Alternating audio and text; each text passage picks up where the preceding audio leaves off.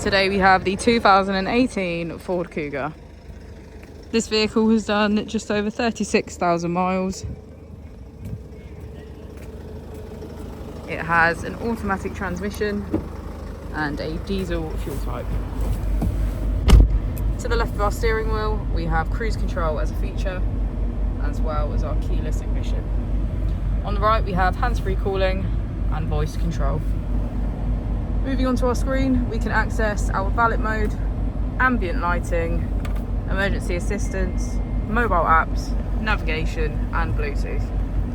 If we put the vehicle into reverse, we can see that it comes with a parking camera with front and rear parking sensors. Just below we have our AC with heated seats on either side. As we go into the back of the vehicle, we can see it has a black leather trim and our panoramic roof.